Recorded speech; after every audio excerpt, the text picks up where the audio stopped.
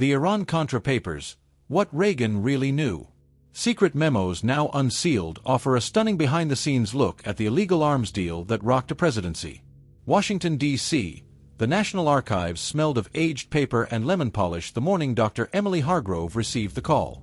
The archivist had long imagined the secrets that slumbered in the classified vaults beneath the Eisenhower Executive Office building, but nothing prepared her for the package that awaited her inspection under the newly declassified Presidential Security Exemptions Initiative.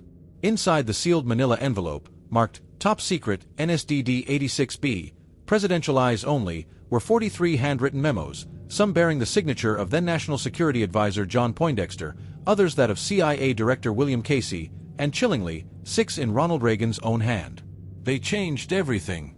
Memo number 7, January 17, 1985. To the President. From National Security Advisor John Poindexter. Sir, Colonel North has suggested a re-evaluation of our engagement strategy with the Iranian intermediaries. Israeli contacts confirm that Khomeini's circle is desperate for Hawk missiles due to Iraqi air dominance. In exchange, we are assured the release of 3 American hostages in Beirut. Your guidance is urgently requested. In the margins, Reagan's distinctive cursive reply. I hate the thought of dealing with terrorists, John. But if there's a chance to get our boys home, let's explore it quietly. Deny everything if it leaks. When Hargrove read those words, she felt the foundation of post-Watergate politics quake under her sensible flats. Deny everything. Those words would appear in 5 more memos, echoed like a mantra across the inner workings of an administration that had once publicly denounced arms for hostages diplomacy. The architects. By 1985, Reagan's team faced a geopolitical deadlock. The Islamic Republic of Iran, enemy of the U.S. since the 1979 embassy crisis, was locked in a brutal war with Iraq. Officially, the United States supported Iraq's Ba'athist regime, fearing Iranian expansionism. But internally, voices like National Security Council staffer Oliver North were proposing a radically different tactic. Use Israeli intermediaries to funnel U.S. weapons to Iran in exchange for hostages, and secretly funnel profits to the Nicaraguan Contras, bypassing Congress's Boland Amendment. Unsealed Memo number 11, dated April 4, 1985, lays it bare. Colonel North, $18 million in TOW missiles can be diverted through Tel Aviv.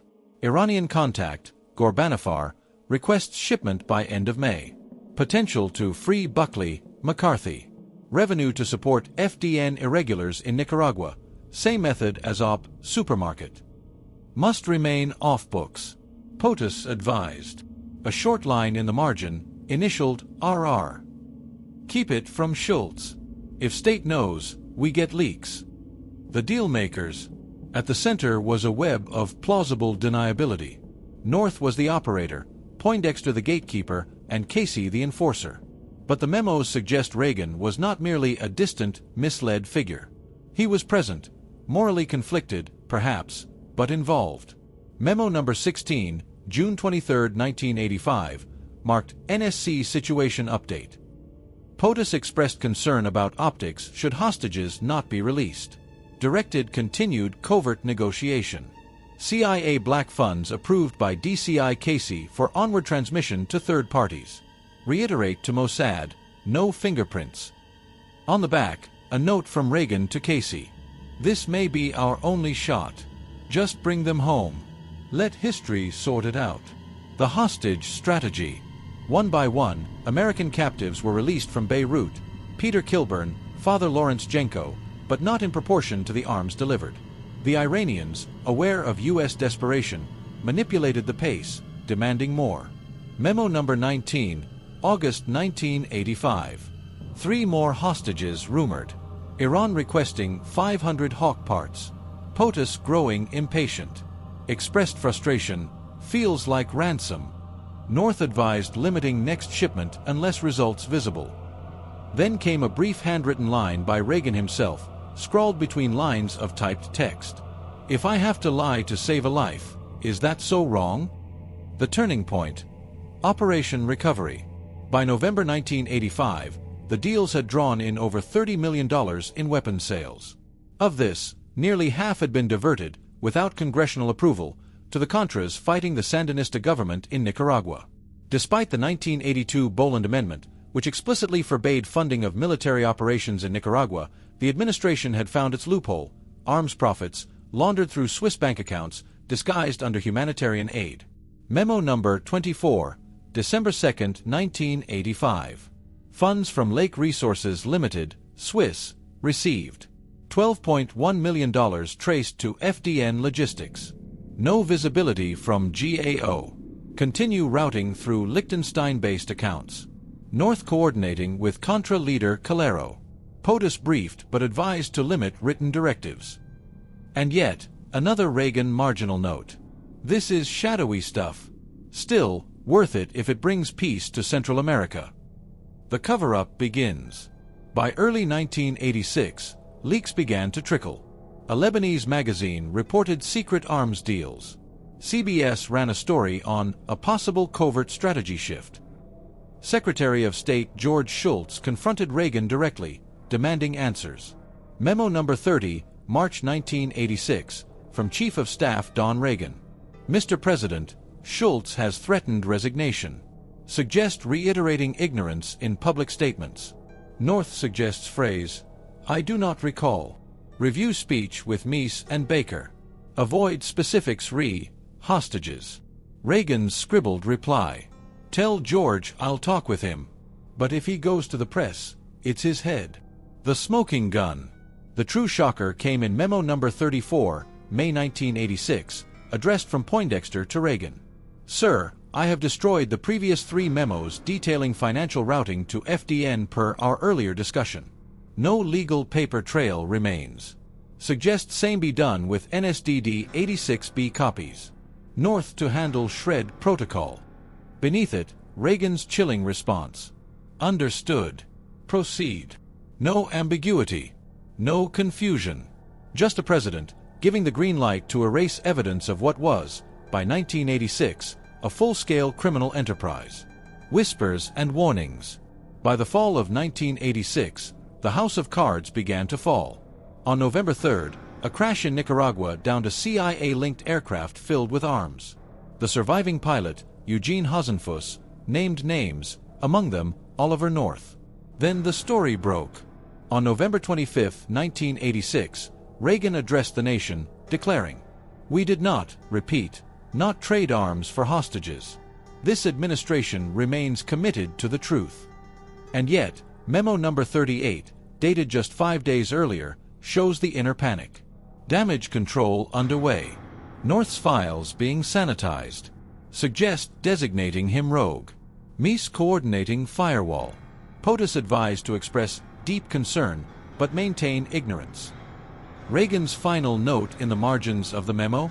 I hope history forgives us. The unraveling. Emily Hargrove leaned back in her chair, the weight of 2 decades of myth collapsing under her fingertips. These weren't the documents of a misled leader. They were records of a man wrestling with morality, legality, and legacy, and choosing, time and again, to cross the line. The Iran-Contra affair had always been cast as a murky, tangled mess of plausible deniability. But now, with these memos, clarity emerged. The president had known, and history would no longer have the luxury of doubt. When the Iran-Contra scandal broke, the public reaction was disbelief tinged with disillusionment. President Reagan had long been the great communicator, the avuncular optimist who promised a shining city on a hill. But now, news anchors whispered phrases like constitutional crisis, impeachable conduct, and criminal conspiracy. Inside the Oval Office, the reaction was very different. Memo number 41, November 25, 1986. To POTUS. From Edwin Meese III, Attorney General. Sir, suggest immediate distancing from North Poindexter. Legal exposure could expand rapidly if connections are confirmed. Recommend appointing Special Review Board, Tower Commission, to demonstrate transparency. Strongly advise against testifying under oath at any stage. Reagan's reply, brief but telling. Do what you must, Ed. But keep Nancy out of this. The Tower Commission. In early 1987, the Tower Commission was established, a White House-sponsored investigation led by former Senator John Tower. Its stated goal was to determine what went wrong. But from the outset, Insiders saw it as a strategic firewall, a way to avoid a congressional investigation that could dig deeper. Unsealed Memo number 42, marked Confidential, Eyes Only, POTUS, reveals the internal consensus. Chairman Tower will focus on procedural failures rather than criminal liability. No subpoena power. North, Casey, and Poindexter to be coached on consistency. POTUS advised to express contrition but deny intent. Reagan's scribbled margin note. I'll take the blame, just not the fall. North takes the stage. It was Oliver North, with his medals gleaming and uniform crisp, who became the public face of Iran-Contra. In televised hearings that captivated the nation, North admitted to shredding documents, running covert arms deals, and deceiving Congress, all under what he called patriotic duty. But behind the scenes, the memos reveal a man who felt deeply betrayed. Unsealed note from North to Casey, February 1987. You told me POTUS had my back. Now I'm hanging out to dry. If I go down, I won't go alone. Tell him I kept my silence because I believed in the mission, not the politics. Casey never replied in writing. A month later, he suffered seizures linked to a brain tumor. He died shortly thereafter, never testifying. But Reagan's memo from that period, number 45, speaks volumes. Poor Bill. Took so many secrets to the grave. I only hope Ollie keeps his promise. Nancy Reagan's shadow. Memo number 47, March 1987, is perhaps the most striking deviation from the military-political tone of the others. It's a typed letter from First Lady Nancy Reagan to Don Reagan, then White House Chief of Staff. Don, I've spoken to Ronnie. He's tired. He believes in what he did, but he also knows how fragile this is. If this goes to trial, it will destroy him. Talk to Baker, find us a soft landing. And if you can't control the damage, I will. There is no direct reply. But a week later, Don Reagan resigned. Congress gets involved. The congressional hearings began in May 1987. Unlike the Tower Commission, this was a bipartisan effort with teeth. Subpoenas were issued. Immunity deals were offered in exchange for testimony. And slowly, the pieces began to fit together. Ghorbanifr's dealings, Swiss bank accounts, Contra supply flights, falsified ledgers. But the most damning revelations came not from the witnesses, but from a cache of backup tapes the White House had failed to erase. Among them, audio files referencing meetings with Reagan, not just being briefed but actively issuing instructions. Memo number 49, transcription excerpt, July 1986. Poindexter, Mr. President, the funds will be routed through Lake Resources, then diverted to Calero's logistics team. Reagan, just make sure there's no paper trail. If this leaks, it's not just illegal, it's a war crime. The White House called the tape unauthenticated. Forensics would later confirm its validity. Media frenzy. By the fall of 1987, headlines were relentless. Reagan's secret orders unsealed, The Washington Post. Hostages for missiles, The True Story, The New York Times. The memo margin that broke the West Wing, Time magazine. Even conservative columnists, once loyal defenders of the administration, began to shift. William F. Buckley Jr. wrote, "If these memos are genuine, and all signs suggest they are, then we must reckon with the possibility that Ronald Reagan not only condoned but orchestrated a covert policy in defiance of Congress." Inside the White House, fracture and fear. Memo number 53, October 1987, captures the tension. POTUS increasingly forgetful in briefings. Staff concerned about coherence. Nancy pressing for early closure. Suggest voluntary deposition in exchange for no criminal charges. Meese and Baker lobbying DOJ for leniency. A haunting line in Reagan's own script. I remember less each day, but I remember the faces of those hostages. If I'm judged for that, so be it. Fallout. In 1988, Special Prosecutor Lawrence Walsh indicted 14 administration officials. Poindexter was convicted of multiple felonies, though later overturned on appeal. North was convicted of 3 counts, later vacated on technical grounds. Reagan was never charged.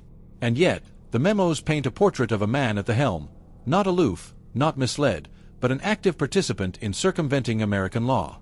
Memo number 57, undated but likely late 1988. This job changes a man. Sometimes I look in the mirror and see a stranger who made terrible choices for noble reasons. I pray that's enough. The last word. As Reagan left office in January 1989, the Iran-Contra affair had dimmed his luster but not destroyed his myth. Historians debated, commentators speculated, but the full truth remained obscured, until now. Dr. Emily Hargrove's discovery shattered the narrative of confusion and miscommunication. It revealed a president who made deliberate, dangerous choices. A man who weighed legality against loyalty and legacy against lives. And for the first time, with every note and signature, the truth stood naked before history. By early 1989, the Reagan era had officially closed, but the shadow of Iran-Contra loomed long over Washington.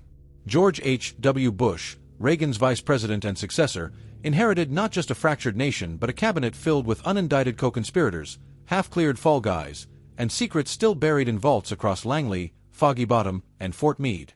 But the truth has a gravity of its own. And the memos, finally unsealed, pulled everything and everyone back toward it. Bush and the deniability doctrine. Though Bush famously claimed to be out of the loop, unsealed Memo number 59 tells a more complex story. Memo number 59, November 10, 1986. To Vice President George Bush. From Donald Gregg, National Security Advisor to the VP. You were present during 2 of the briefings on tow shipments, April and August 1985.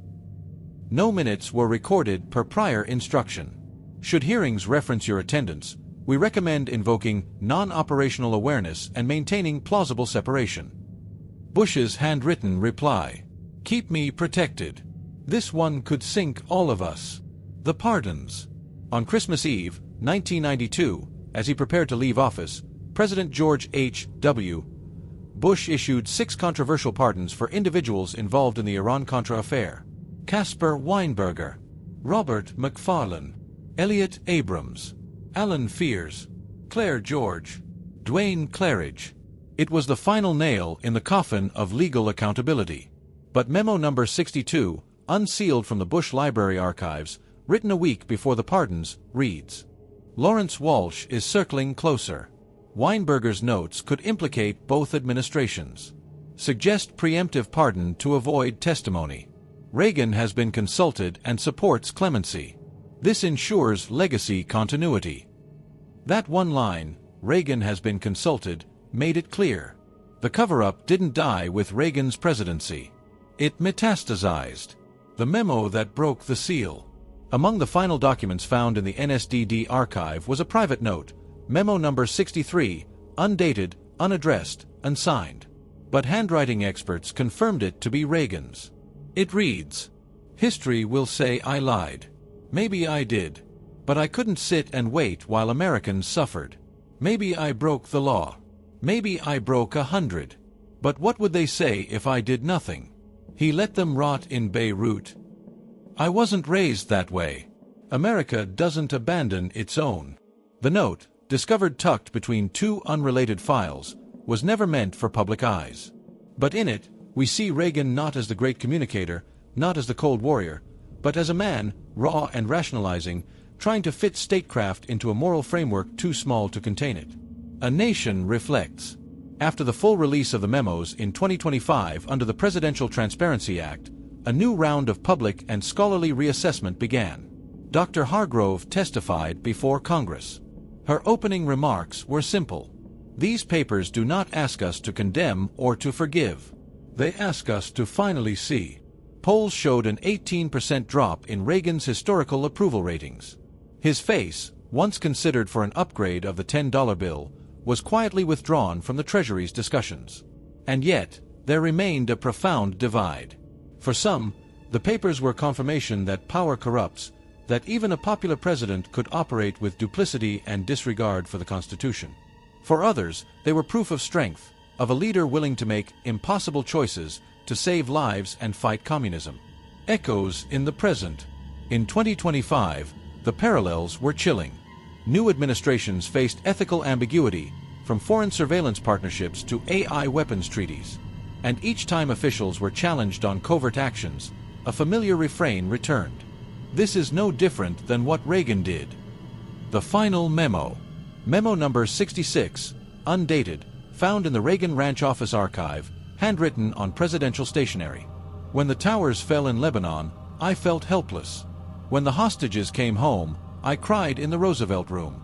I chose something dark to bring them light. If that makes me a villain in history books, so be it. I loved this country. I would do it all again. It wasn't signed, but everyone knew who wrote it. Legacy rewritten. The story of Iran-Contra was always fractured, obscured by the fog of redacted pages and political theater. But now, with these 43 unsealed memos and 8 handwritten notes, history could be written not by assumption or conjecture, but by the hands of those who lived it. Reagan's presidency, once an alabaster monument to conservative idealism, was now a fresco, beautiful from afar, but cracked with secrets when examined up close. The truth wasn't clean. It never is. But for the first time, it was complete. Postscript, a historian's footnote. The Iran-Contra papers now reside in the National Archives public reading room. Each memo is preserved in digital and physical format, accessible to scholars and citizens alike. On the plaque mounted above the collection, Emily Hargrove chose a quote not from Reagan, or North, or Casey. She chose one from James Madison. A popular government without popular information, or the means of acquiring it, is but a prologue to a farce or a tragedy. In that room, no longer sealed in secrecy, the line between farce and tragedy remains etched in every page.